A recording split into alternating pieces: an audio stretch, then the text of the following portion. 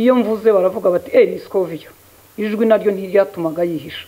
Hari byinshi rero bagize ibyago bikomeye kuko abahigaga yabaga azi uko basa, azi uko bavuga, azi aho batuye.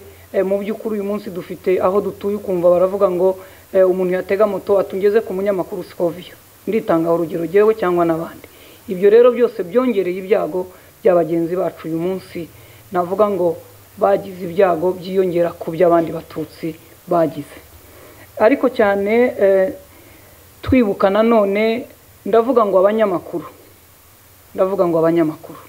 twiga itangazamakuru, dukoresha ibikoresho by'ikoranabuhanga. Uyu munsi turi noneho ku mbuga nkoranyambaga, turakoresha ikoranabuhanga mu buryo bushoboka ubwo ari bwo bwose. Umunyamakuru wihuta muri ibyo niwe twita umuhanga.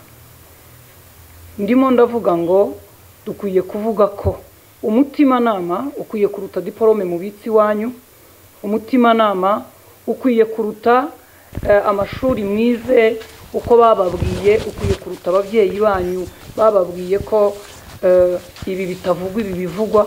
Umutimanama ukwiye kuba iya mbere mu kutuma abapfobya jenoside abayihakana bakoresheje itangazamakuru.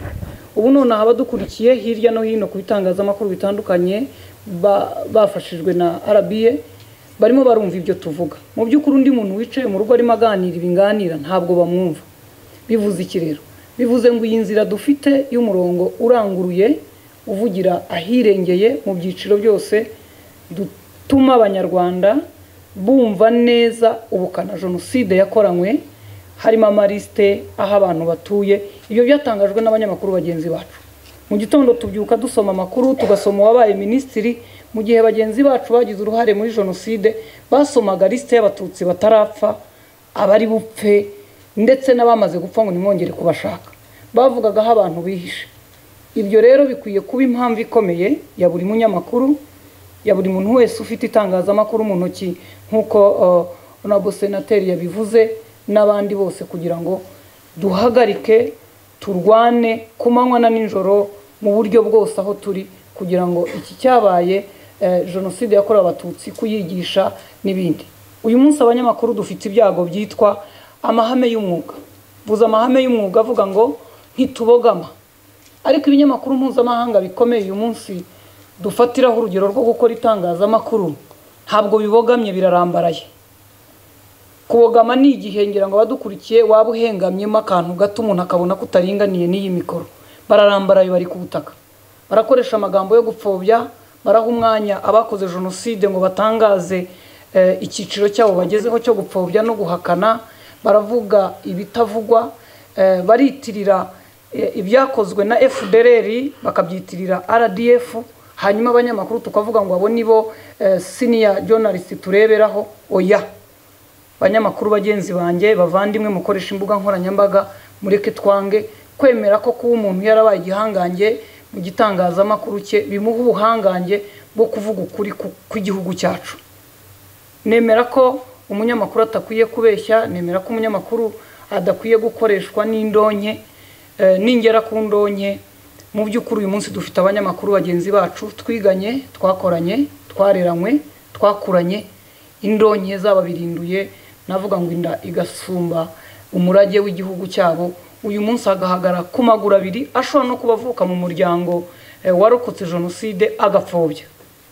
Ibyo bishatse kuvuga iki? Bishatse kuvuga indonke, ariko babandi nahoze mvuga baduhanze amaso kuko batuzi, baramukoresha nk'ijwi rirangurura, ariko rirangurura ikibi. Mureka amajwi yacu rero aganze ikibi, arwanya ingengabitekerezo, gupfobya n'ibindi bikorwa bitandukanye. Ntabwo rero naza gusoza iri jambo ntabwiye abafite imiryango yabo, bari abanyamakuru ndetse n'abakozi bitangazamakuru muri icyo gihe bishwe mu gihe cya jenoside yakorewe abatutsi. Nkuko mbibona turahurira kuri RBA, kera twagiraga aho twahuriraga ku kigo cyitwaga Media High Council, hari urukuta ruriho amazina y'imiryango yacu cyangwa yanyu, tugashyiraho indabo mu gihe uyu munsi wenda tujya ku nzibutso rusange. Nk'itangazamakuru rero RMC ndetse n'abo dufatanyije bandi twifuje kwibaza niba leta ndetse minubumwe by'umwihariko itadufasha kubona aho dushyira ikimenyetso cy'abanyamakuru bishwe mu gihe cya jenoside n'abakozi, ndetse tugashyiraho amazina, tugakomeza no gukusanya amakuru mu gihe habonetse n'abandi nabo bajya bajyaho.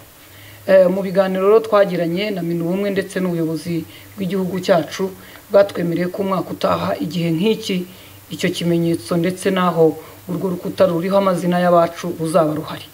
Ni byiza ko dukomeza kubavuga ayo basomye mugenzi wanjye Bibio, ariko ndetse n'abajya gushyiraho indabyo bakayabona. Bizaba n'akarusho nibidukundira ko dushobora no kubona amafoto kugira ngo nibura n'abana bato n'abandi bavuge bati Rumaya bavugaga nuko yasaga, yari umugabo muremure, yariraburaga, yari afite imisatsi irimo imvi.